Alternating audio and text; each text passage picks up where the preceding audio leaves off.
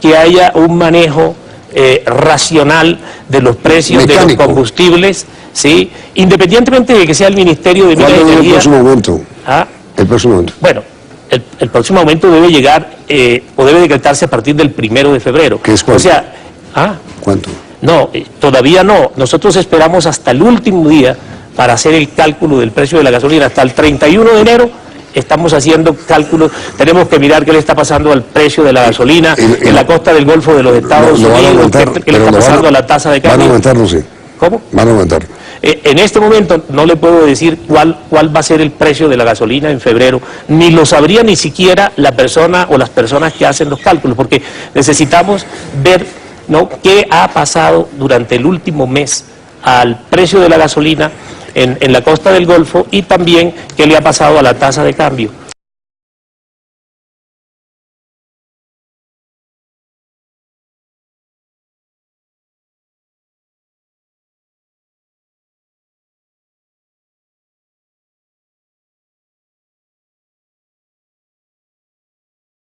La crisis política en Egipto disparó los precios del petróleo, que ya sobrepasa los $100 el barril.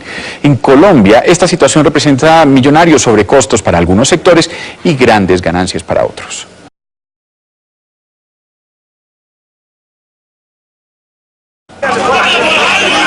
La inactividad en los puertos de Egipto y un cambio en el gobierno de Jordania generó preocupación en los inversionistas sobre la estabilidad en Oriente Medio, lo que provocó que el precio del petróleo WTI finalizara la jornada en $90.77 el barril y el Brent alcanzara los $101 por barril. En Colombia, expertos explican qué impactos tiene sobre el país estas cotizaciones. Esto beneficiaría lógicamente los ingresos de nuestra compañía estatal, Ecopetrol, al igual que los ingresos de las compañías productoras de petróleo en Colombia. Y adicionalmente repercutiría en un incremento de las regalías. Los afectados son los consumidores, que verían próximas alzas en los precios de los combustibles.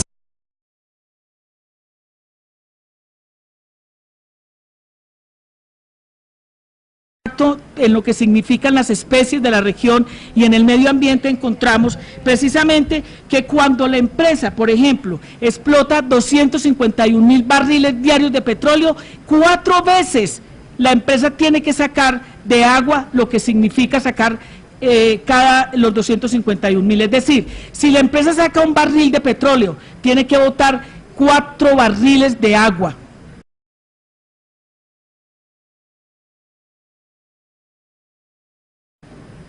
Lo que significa un impacto brutal para la región. Pero en esto quiero, señor ministro, precisamente, porque muchas de las licencias ambientales que se dieron para Pacific Rubiales y para los otros pozos petroleros, se dieron posteriormente a la exploración y a la explotación que hacía la empresa. Y lo que es peor aún, esta empresa ha encontrado, porque aquí hay una cosa significativa y muy llamativa en la región, esta empresa no tiene que llegar y profundizar como pasa en otros pozos petroleros para extraer el petróleo. Aquí hay una cosa característica de la región, y es que el petróleo está casi que, como se dice, como diría uno, a flor de piel, a flor de tierra. Es muy poco lo que tiene que excavar. Cuando a la empresa se le llama y se le reconviene y se le dice, ustedes ¿por qué no utilizan otra tecnología que no permita botar el agua, sino que ustedes logren con esa tecnología de punta sacar el petróleo y el agua se queda? Y es muy poco lo que se tiene que vertir. Ellos dicen que eso les sale muy costoso y que ellos no tienen por qué hacer esa inversión. Ahí va mi pregunta, señor ministro: ¿quién los obliga precisamente a que ellos tengan la obligación de no vertir toda esa agua al río Bichada? ¿Qué va a pasar con eso? Imagínense ustedes en un momento de lluvias que viertan todas esas aguas al río Bichada. Primero, las aguas van contaminadas de petróleo. Y yo no sé si ustedes tienen conocimiento de una cosa muy importante con relación al río Bichada. El río Bichada tiene todas las especies de peces ornamentales más importantes del mundo. Es decir, el río Bichada es el único que tiene las especies ornamentales de peces que tiene en su haber. ¿Qué va a pasar cuando se vierta permanentemente esta cantidad de petróleo o esta agua con petróleo que se saca? Pues que se va a morir toda la especie ambiental y de peces que hay en el río, porque precisamente ellos no tienen ninguna obligación.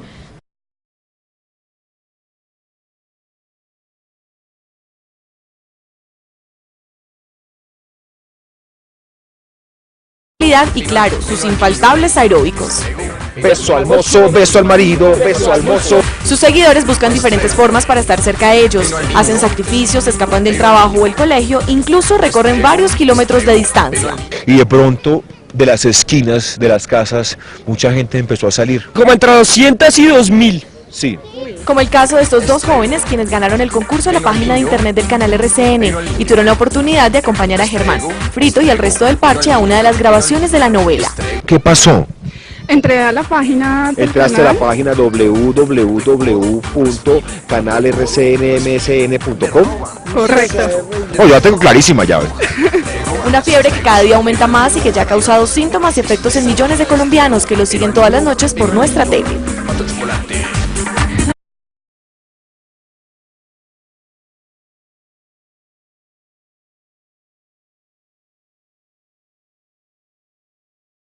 Lo que hace esta empresa es lo que hacen la mayoría de las empresas. Simplemente corren a la gente, hacen el pueblo en otro sitio, como está pasando con Marmato, pero no tienen en cuenta ninguna de las condiciones culturales y sobre todo de impacto que tiene sobre la vida de las comunidades de la región. Como precisamente, y eso vuelvo y lo repito, es lo que estamos viendo en la zona de Segovia y de Remedios en el nordeste antioqueño. Cualquier persona que recuerde lo que ha sido la historia de la violencia de esa región tiene que rememorar lo que fue la presencia primero guerrillera, luego la presencia paramilitar, luego la presencia militar y luego las multinacionales que se adueñan de los recursos de la región.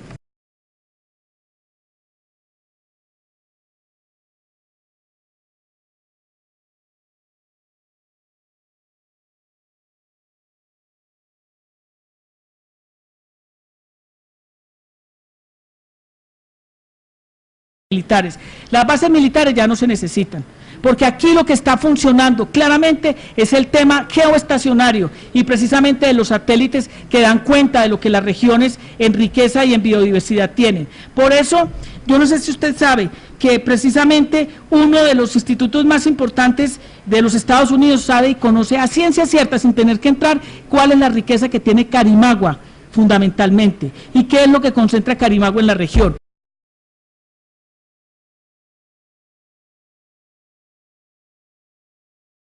Es casual que las fosas comunes que existen en el país, y a eso los invito, a que verifiquen el mapa de fosas comunes, no lo escribí yo en la Unión Europea, lo tiene la Fiscalía General de la Nación, y usted lo puede colocar sobre las multinacionales, es decir, donde están las propiedades de la extracción de la riqueza natural del país, y casi que coincide.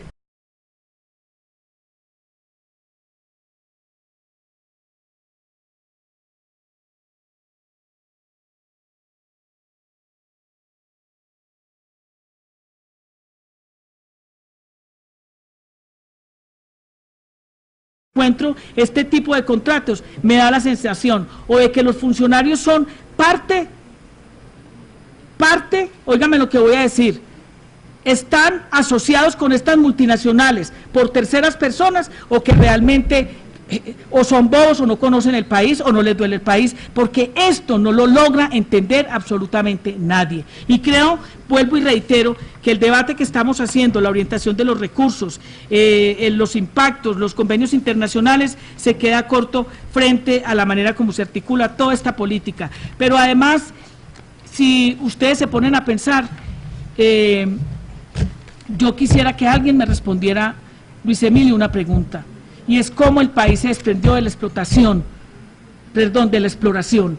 Es decir, cómo el país le entregó la exploración. Es decir, ¿quién me define y me dice a mí que cuando Pacific Rubiales encontró un pocito de 35.000 barriles diarios, no se había dado cuenta que habían otros 3 pozos petroleros, que hoy, al día de hoy, le están dando una explotación de 250.000 barriles diarios, pero lo que es peor aún, no tuvo que hacer ningún contrato, se los encontró, se los anexaron, pero además de que se los anexaron, lo que es más grave aún, ¿quién le cambió la participación en términos de las utilidades en detrimento del país? Y creo y reitero, yo no me voy a desgañitar en que si para allá, que si para acá. Yo creo que hay que ponerle atención a los distritos mineros que se vienen, a lo que se viene en el tema de distritos mineros, en el tema de territorios colectivos, y a mi gran pregunta, ¿Cuál es el criterio para definir estas decisiones? ¿Y cuál es el criterio, en última instancia, para que el país se hubiera desprendido de la decisión de la exploración petrolera, que no sé cómo se vigila, no sé cómo se controla? Y en eso, ministro, me parece que usted toma una decisión que suplanta la Contraloría General de la Nación. ¿Por qué hay que contratar una interventoría internacional para algo que pueden hacer los expertos del país, las universidades, la Contraloría General de la Nación o la Dirección de Hidrocarburos, llámese hidrocarburos o llámese minero energético, de la Contraloría General de la Nación? Y por eso recojo, y no voy a decir quién para no boletearlos, la expresión de alguno de mis compañeros. Yo creo que va a haber que levantar el pueblo. Yo veo que va a haber que decirle a la gente, y digámosle a los que somos de la Comisión Quinta, nosotros estamos viendo pasar plata para el banco. Nosotros no tenemos nada que hacer en la decisión de las regalías, simplemente sentarnos a hacer debates. Y para colmo de males nos anuncia la presidenta del Senado, de la comisión, que nos vamos para Cartagena y en la comisión primera están haciendo joche con todos los marranos.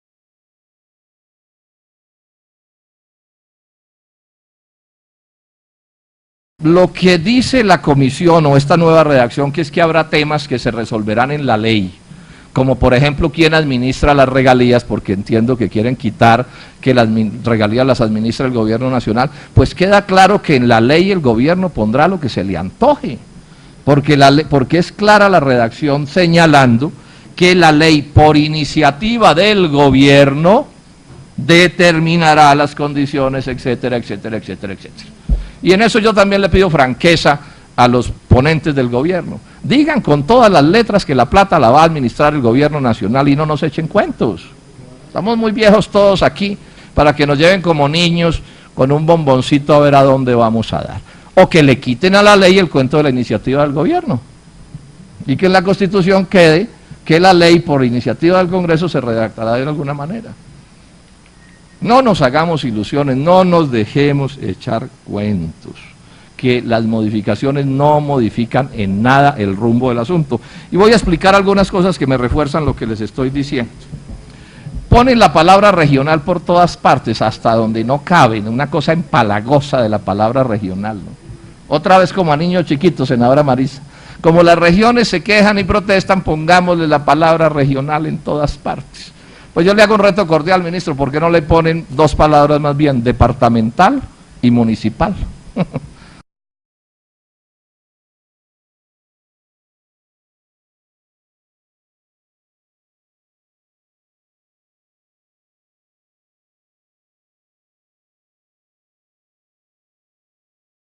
Porque es obvio que lo regional se va a usar para ocultar los intereses nacionales y los proyectos nacionales, porque todos sabemos, ministro, lástima que no esté aquí el ministro de Hacienda, que es el que finalmente define, todos sabemos que el propósito del gobierno nacional es coger la plata de las regalías, que hoy financia gastos municipales y departamentales, sea por regalías directas o indirectas, y tomarlas para gastos del gobierno nacional. Ese es el sentido del proyecto, eso lo sabe aquí hasta el más de los despistados. Y entonces que nos van a echar el cuento de que porque aparece la palabra regional entonces ya está resuelto el problema. No, no nos traten así, que no somos bobos. Lo digo con toda franqueza, así suene brusco. ¿Qué es un proyecto regional? Pues es un proyecto nacional que se disfraza del regional. Entonces ya me veo el día de mañana, hacen el segundo túnel de la línea con esta plata, como dijo aquí el ministro Echeverry, y a los habitantes del municipio de Piedras en el Tolima, que hoy les tocan unos pesos de regalías, o el día de mañana los de Cajamarca, les dicen que la plata de sus regalías está representada en el túnel de la línea y que ese es un proyecto regional porque une dos regiones del país y pum, pum, pum.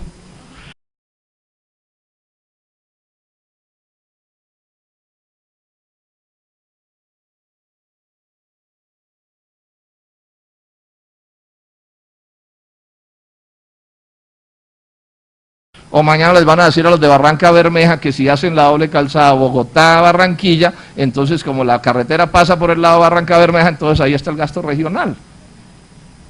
No.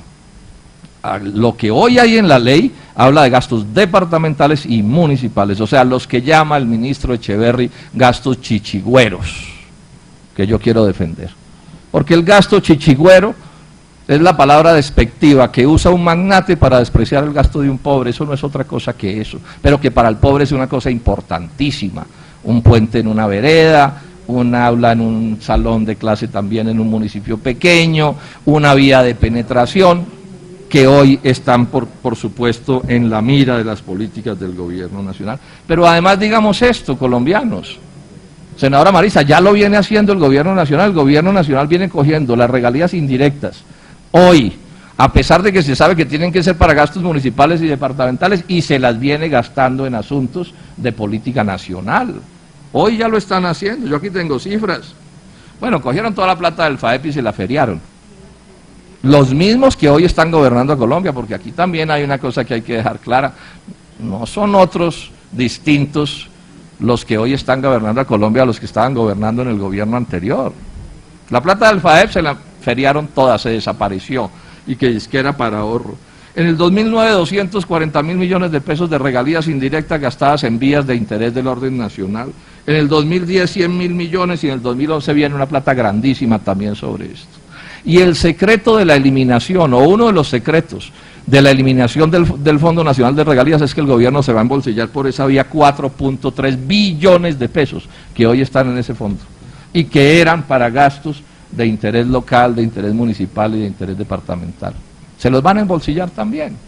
O sea que cuando entendemos cuál es el sentido del proyecto, lo podemos confirmar con las cifras y con los hechos que estamos teniendo. Es decir, el gobierno nacional desde hace rato viene apropiándose de plata que le pertenece a las regiones, pero además, ¿qué son los recortes en las transferencias? 69 billones de pesos en los últimos años, no es coger platas que eran de los municipios y los departamentos y apropiársela en su decisión de gastar el gobierno nacional para hacer con esos recursos lo que se le antoje. Por supuesto que estas son las realidades en las que nos estamos moviendo. Esta es, digamos, la triste realidad del proyecto, pero con unos agravantes que quiero discutir con cierto detenimiento, y quiero decir cosas nuevas a las que he dicho otras veces. Voy a poner los ojos en el 30%, senadores, del Fondo de Ahorro y Estabilización Regional, al que le ponen la palabra regional, pero le dicen que lo administra nada menos que el Banco de la República, que al Banco de la República no le da orientaciones ni órdenes ni el gobierno nacional. Yo quiero llamarle la atención a los colombianos sobre esto. Un fondo de estabilización administrado por el Banco de la República es un fondo que ni siquiera el gobierno nacional puede determinar sobre cómo lo maneja.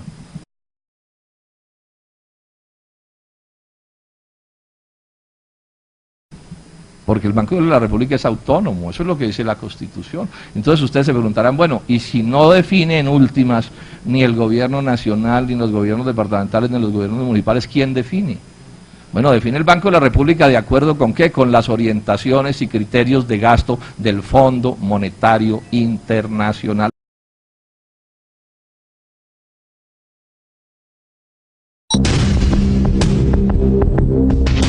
Poco antes de finalizar la Segunda Guerra Mundial, los países más poderosos liderados por Estados Unidos e Inglaterra se reunieron en territorio norteamericano para definir el nuevo orden económico mundial de la posguerra.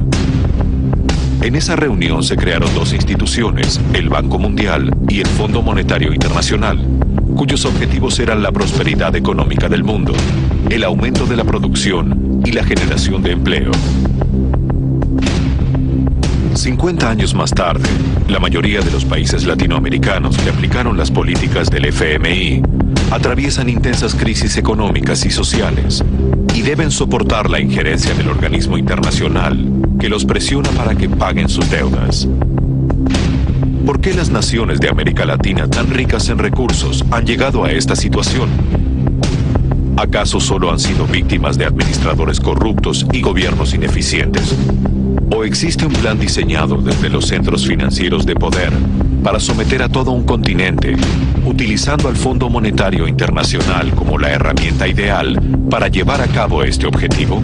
Fiscal, este es el debate de fondo, o sea, es coger un país e intentar mantenerlo en funcionamiento sobre la base de más pobreza, de más desempleo, de más sufrimiento ciudadano, de más concentración de la riqueza, de más beneficiar a los intereses extranjeros. Es un poco llegar ya al paroxismo con la idea de que los colombianos seremos felices si primero hacemos felices a los extranjeros. Cosa que nos están diciendo desde hace 20 años y por supuesto que no opera así porque la vida demuestra que no es así. Ojalá fuera así de fácil, hacer feliz a un gringo y eso vuelve a feliz a los colombianos, pero no opera así, funciona es exactamente al revés. Así muchos se desvivan por hacerlos ricos. Sí. No funcionan desafortunadamente así las cosas. O sea, que aquí ante lo que estamos es ante esto, y con esto concluyo, señora presidenta. Este proyecto que hemos desnudado en no sé cuántas ocasiones y que se sigue desnudando y que no van a poder tapar sus realidades con reacciones absurdas. Es un proyecto que hace parte de una lógica que a mí me dicen es que, senador Robledo, ustedes no proponen nada. Nosotros sí proponemos cosas, si se piensa en lo que estamos diciendo y si no se asume una actitud prejuiciada. Aquí hay una gran discusión. O se salva el modelo neoliberal del libre comercio, del Fondo Monetario Internacional, o se salva Colombia. Esa es la disyuntiva en la que hemos sido puestos. ¿Qué se va a salvar? El propósito del gobierno del doctor Juan Manuel Santos, que es, digamos, un dogmático de todas estas concepciones y convicciones que vienen desde antes, y lo refleja así su gabinete de manera clarísima. Es un convencido de que aquí lo que importa es salvar el modelo económico neoliberal, salvar el libre comercio, salvar a las transnacionales, salvar al capital extranjero. Otros pensamos que así se hunde Colombia, y que aquí lo que hay es que salvar a Colombia, no al modelo económico neoliberal. Mira, aquí lo que hay es que generar un modelo económico de desarrollo, de producción, de empleo, de industria, de agro, de transnacionales que paguen regalías, que paguen impuestos, con relaciones laborales justas, donde el medio ambiente no se destruya como se está destruyendo. O sea, una cosa distinta. Ahora, habrá unos a los que no les gusta, a los que les ha ido de maravillas en esta etapa y están literalmente forrados en riqueza, les parecerá que todo está muy bien, pero esta es la gran propuesta y la gran preocupación que nos queda, y este proyecto es un buen ejemplo. ¿Qué salvamos? Salvamos un modelo económico que lleva 20 años aplicándose, senadora Daira, y que los hechos nos demuestran que no funciona, por lo menos para lo que se supone que nos interesa a muchos, o salvamos a Colombia.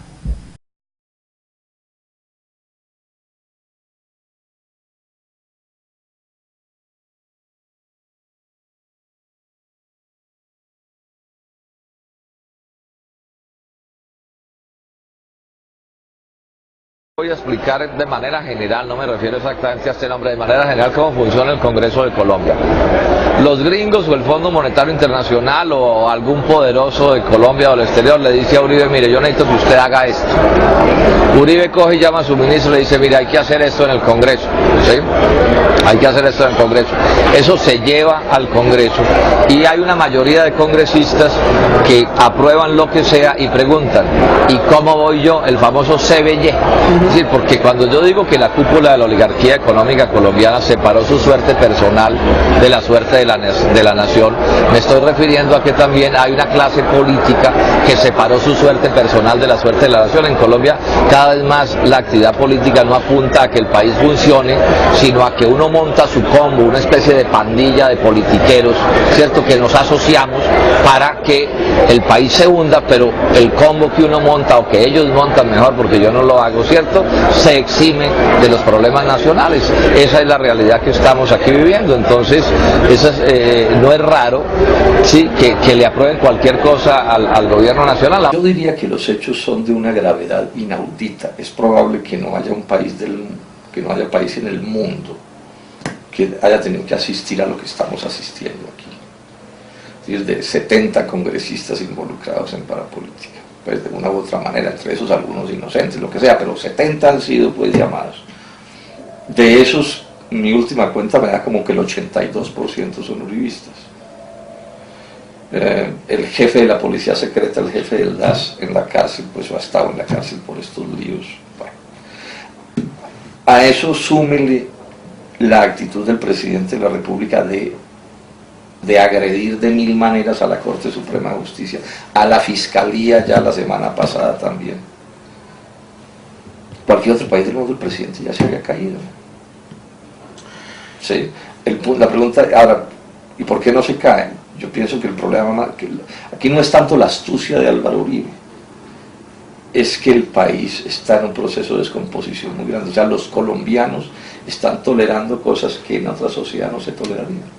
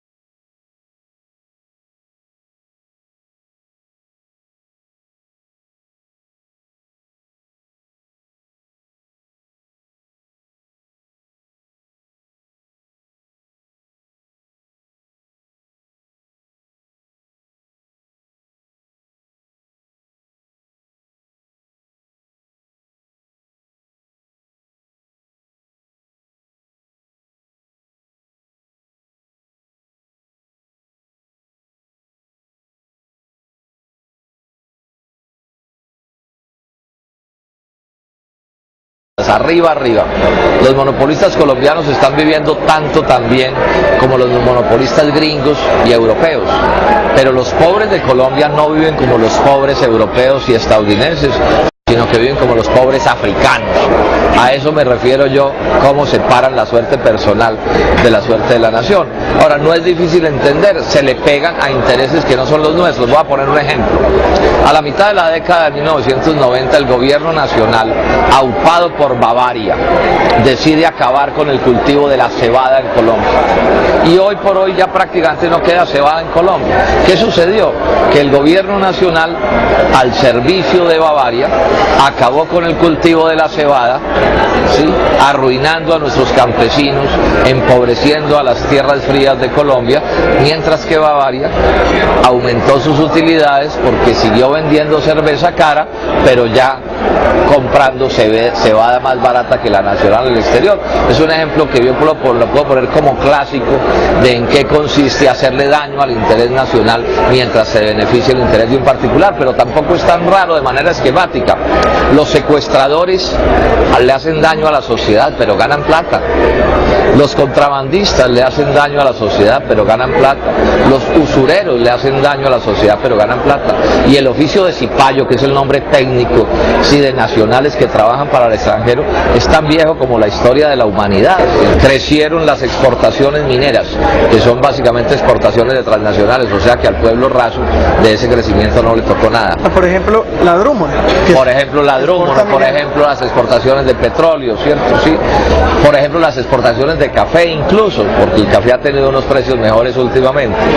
Creció también mucho el sector financiero, cerca de un 40% del crecimiento de la economía se explica por el crecimiento de la banca, que tuvo utilidades por cerca de 3 billones de pesos anuales, pero ahí volveríamos a la pregunta, ¿y de eso cuánto le toca a los colombianos del común? ¿Sí? Y hubo un crecimiento también por la inmensa valorización inversión de las acciones.